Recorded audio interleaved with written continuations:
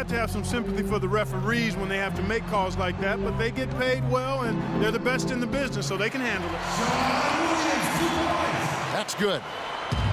Pacers trail by 3. The dish to Miles. Hibbert with the screen. Miles the pass to Hill. Off target from three-point range. Things have kind of gone south for him here in the quarter. Boy, he is a strong finisher on the fast break. Yeah, he sure is. He remains in total control, even at full speed. I love that about him. He feeds it to George. Scola at the elbow. Makes it off the glass. Scola's got his first points in this one. You know, they've scored several times already here in the first quarter down low. I like that. Yeah, me too, Clark. I think anytime you have success pounding the ball inside, you got to continue to go to the well. Williams, that's for 2. Here's Anthony.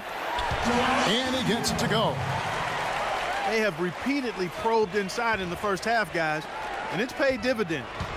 Yeah, it sure has, Clark. I mean, with as many points as they've gotten in the paint, they really haven't had to do much on the perimeter. Boy, this game is off to a terrific start. No doubt. On both sides, high-octane offense.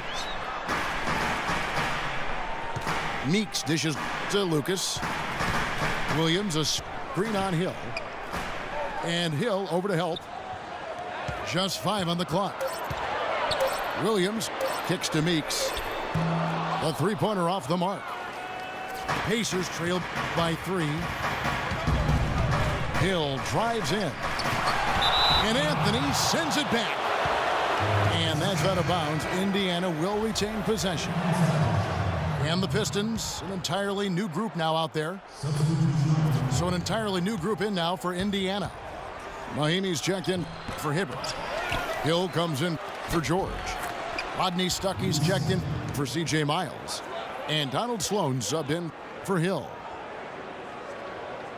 You know, when he's in that tight with that kind of height advantage over the defender, that's going to be a pretty easy play for him. Pass to Drummond. The feet to Monroe. Back to Drummond. And so he earns a trip to the line. Officials saw the contact, and he'll shoot 2. A lot of questions about what exactly is the best fit for Drummond on the floor. And Steve, I mean that both in what position he plays and who he pairs up with inside. I think that's the key, Kevin. It's really who he's paired up with. You know, last year's Pistons team just didn't have enough floor spacing, so the paint was clogged. But if you get Drummond with some shooting, particularly a stretch 4, to really open up the court for him, man, that's scary.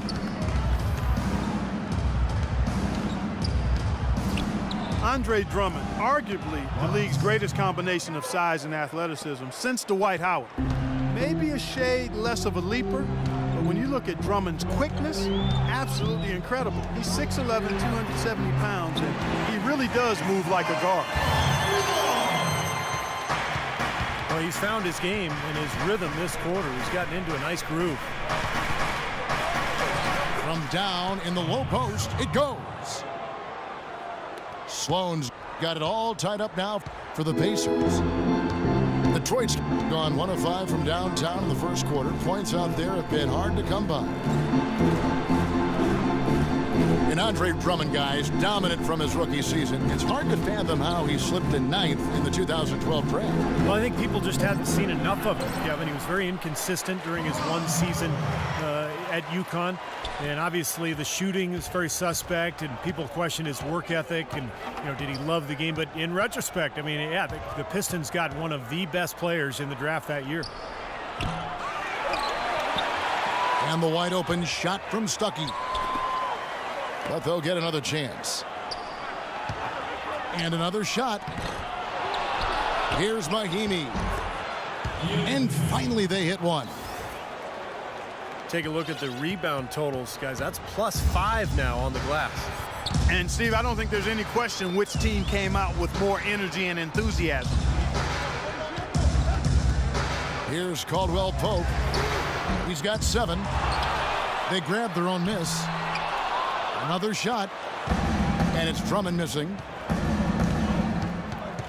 Sloan passes to Hill. Jackson comes over with the double. It's back to Hill. From deep.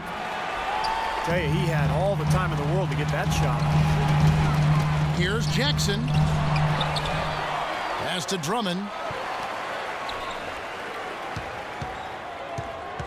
Monroe down low. Mahimi on him. Here's Caldwell Pope. And there's the whistle. Fouled hard on the shot. He'll go to the line. This is his first free throw of the game. Free throws.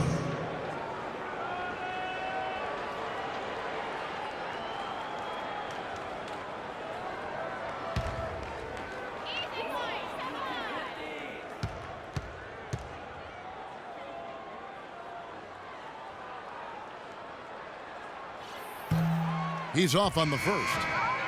The Pacers making a change here.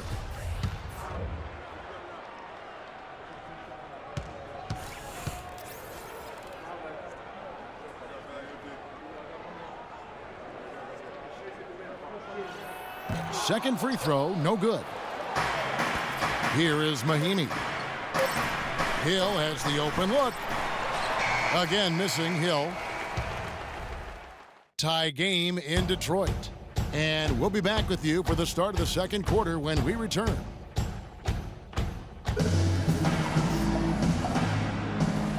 Well, up to this point, a closely contested game as we start the second quarter. And what stands out to you from the Pistons so far in this one? And they set the tone there defensively with their shot blocking. They've been really intimidating down in the paint area.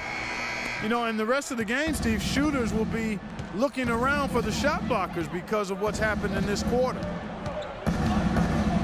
And now, brought to you by Gatorade, all fueled up and ready to go. Let's reset our lineups. On the court for Indiana, Donald Sloan out there with Rodney Stuckey. Then there's Hill. Then there's Al.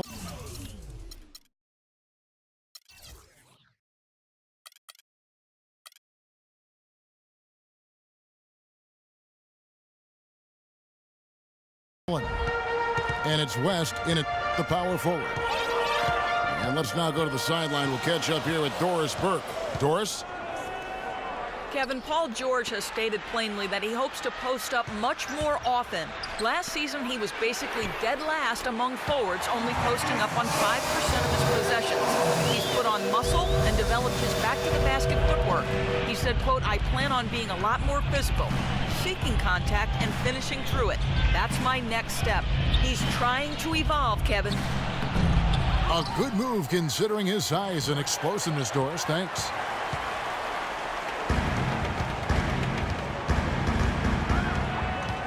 Quarter number 2 with just over a minute gone.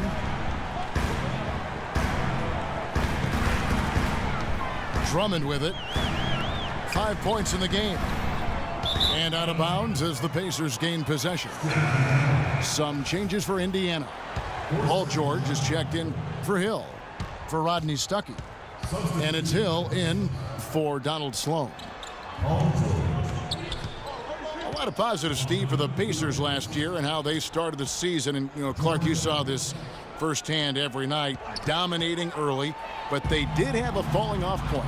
Yeah, after the All-Star break, they went from looking unbeatable to looking like just another team, but they were able to gather themselves just in time and make a deep playoff run. George with the ball. Caron Butler covering. And George, here we go. And a foul on the shot. He'll go to the stripe for 2. You know, the league doesn't always update players' heights after they enter the league. Paul George, 6'10", after a late growth spurt following his rookie season in the NBA.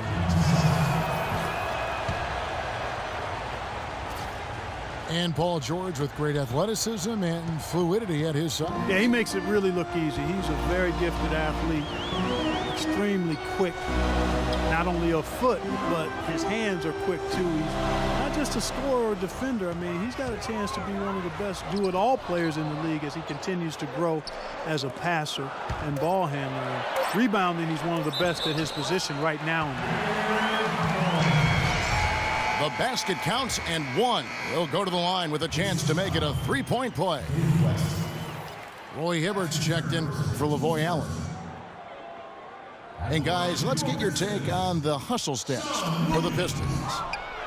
Well, Kevin, in the first half of play, they're really closing out aggressively, blocking shots, and a key indicator of their activity defensively. You know, another factor in their offense so far has been their ability to convert and score off turnovers. And we're now a little over 2.5 minutes into the second quarter.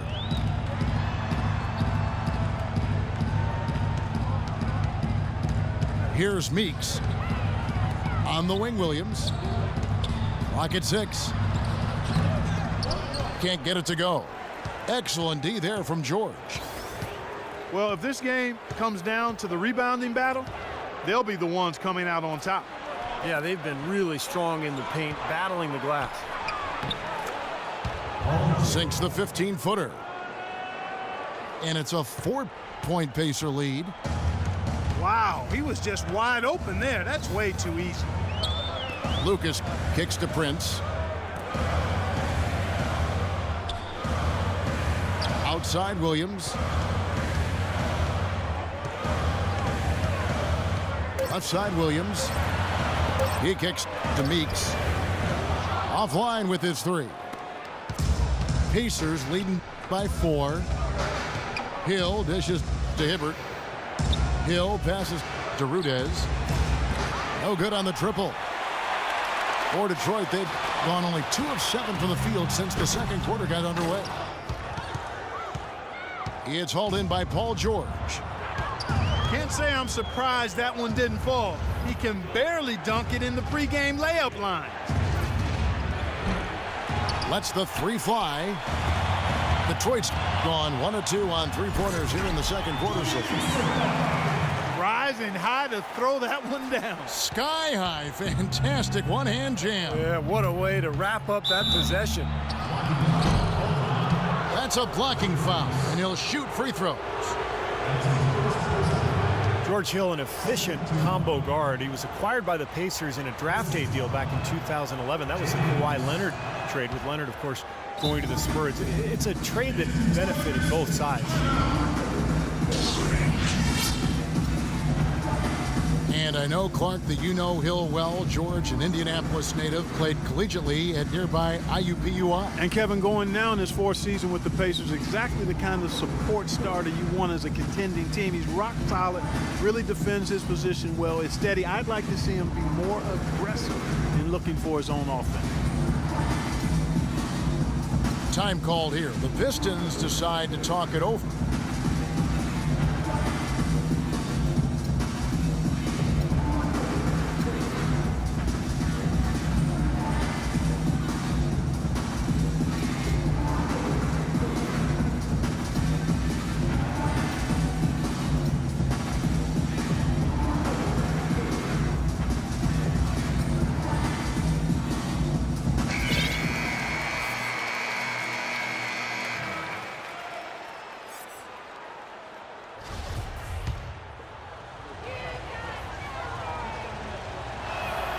Both free throws good from Hill. You know, they've changed their game here in the second, getting a little bit more physical, playing with some toughness now. And, you know, this lead is going to grow if they can continue to get to the free throw line. Here's Meeks. He's got 6. And the shot is good. Meeks got 4 points this quarter. Now Hill. He's got 5. The Pistons ended near the bottom of the East, guys, again, but still certainly a ways to go. So a lot of their struggles, Kevin, came from just their inability to close out games against the rest of the conference. For the Pistons last year, they finished with a 23-29 record against the East. And for the last number of years, they just haven't quite been able to figure out how to take that next step forward. Now here's Jackson looking for his first basket still in this one. Monroe kicks to Butler.